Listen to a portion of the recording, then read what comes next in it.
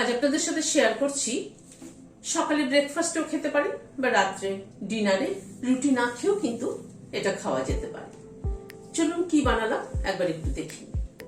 এখানে 100 গ্রাম বড় দানার সাগু নিয়েছি। সাগুটাকে প্রথমে ধুয়ে নিচ্ছি ভালো করে, 2-3 বার জল পাল্টে ধুয়ে নিচ্ছি। সাগুটাকে ভালো করে 2-3 বার জল পাল্টে ধুয়ে নিলাম। এবার একটু জল দিয়ে ভিজিয়ে দিচ্ছি। জলের পরিমাণটা কিন্তু বুঝে দিতে হবে, জাস্ট সাগুটা ভিজবে মতো এরকম লেভেলে লেভেলে জলটা রাখতে হবে, যাতে সাগু বেশি জলে চিপচিপে না হয়ে যায়।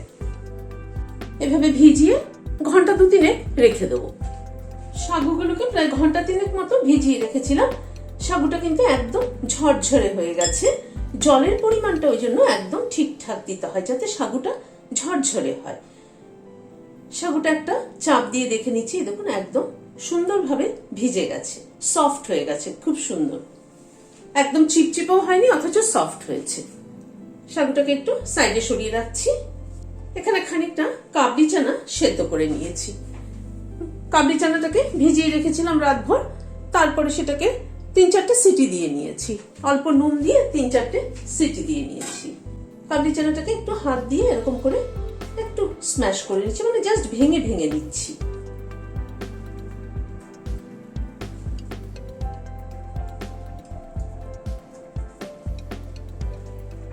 সবগুলোকে না খানিকটা ক্রাশ করে নিচ্ছি, আধ ভাঙা করে নিলাম। এখানে খানিকটা সবজি কেটে নিয়েছি। সবজিটা নিজেদের পছন্দ অনুযায়ী দেবেন, কম বেশি বা যে সবজি অ্যাভেলেবেল থাকে সেটুকুই দেবেন। এখানে আমি অর্ধেকটা গাজর নিয়েছি এরকম ছোট ছোট ডুমো ডুমো করে, বিনস নিয়েছি এরকম ডুমো ডুমো করে, ক্যাপসিকামের 4 ভাগের 1 ভাগ নিয়েছি, একটা ক্যাপসিকামের একটা পেঁয়াজ নিয়েছি। পেঁয়াজের ক্যাপসিকামটা মাস্ট দিলে ভালো হয়, গাজর বিনসটা অপশনাল, দিতেও পারেন নাও দিতে পারেন। প্যানে হোয়াইট অয়েল দিচ্ছি। তেলটা গরম হওয়ার পর প্রথমে গাজরটাকে দিয়ে দিচ্ছি, কারণ গাজরটা সেদ্ধ হতে একটুখানি সময় নেয়, সেই জন্য প্রথমে গাজরটাকে দিলাম। গাজরটাকে দিয়ে একটু নাড়াচাড়া করে নিচ্ছি।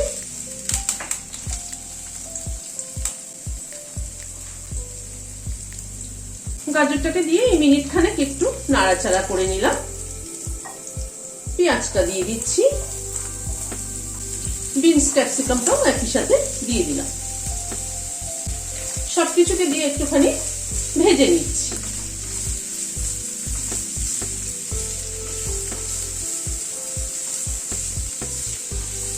সাগুদানার উপমা কিন্তু আমরা বিভিন্ন রকম ভাবে করে থাকি।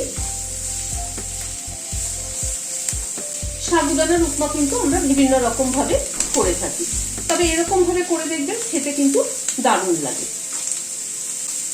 নর্মালি মহারাষ্ট্রে যেটা করে সাগুদানার খিচুড়ি বলে, সেটাতে কিন্তু পেঁয়াজ দেয় না, ওরা সাগুদানা দিয়ে করে, পিনাট গুঁড়ো এবং অন্যান্য কিছু ব্যবহার করে করে। কিন্তু এভাবে পেঁয়াজ দিয়ে সবজি দিয়ে সাগুদানার উপমা খেয়ে দেখবেন দারুণ লাগে।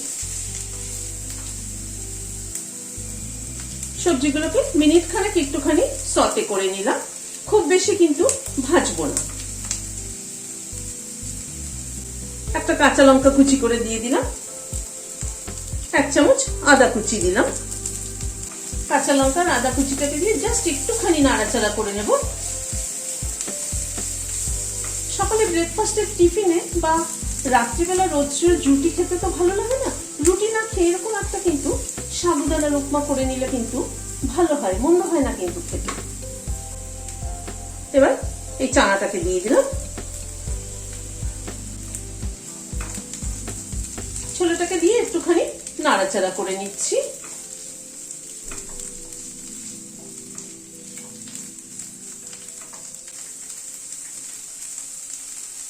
পরিমাণ মতো নুন দিয়ে দিলাম, 1/2 চামচের মতো।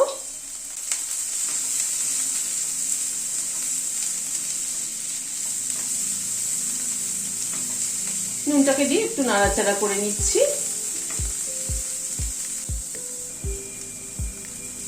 সবকিছুকে এই মিনিট 2 মতো একটু নাড়াচাড়া করে নিলাম। এবার সাগুদানাটা দিয়ে দিচ্ছি। রোস্টেড পিনাট গুঁড়ো করে নিয়েছি, সেটা দিয়ে দিলাম। সবকিছুকে দিয়ে আবার একটু নাড়াচাড়া করে নিচ্ছি।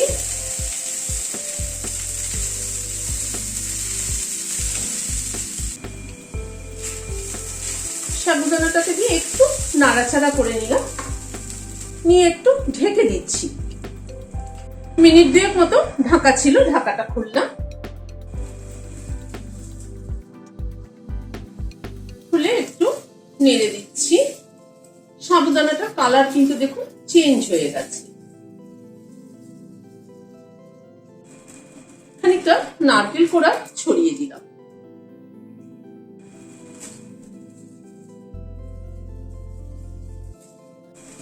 নারকেল কোড়াটাকে দিয়ে আবার একটু নাড়াচাড়া করে নিচ্ছি। নারকেল কোড়াটা কিন্তু আমি আগেও সবজির সাথে দিতে পারতাম, কিন্তু লাস্টে দিলে না খেতে বেশি ভালো লাগে। খানিকটা ধনেপাতা কুচি ছড়িয়ে দিই। আর একটা পাতিলেবুর অর্ধেকটা নিয়েছি, সেই রসটা দিয়ে দিচ্ছি।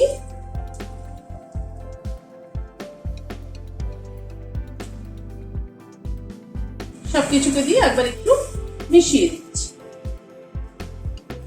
দেখুন কি সুন্দর ঝরঝরে সাবুদানার উপমা হয়েছে। গ্যাসের ফ্লেমটাকে বন্ধ করে দিলাম, দিয়ে সার্ভ করে দিচ্ছি। রেসিপিটি যদি ভালো লেগে থাকে তাহলে লাইক এবং সাবস্ক্রাইব করার অনুরোধ রইল। আজ তাহলে এখানে শেষ করছি। নমস্কার।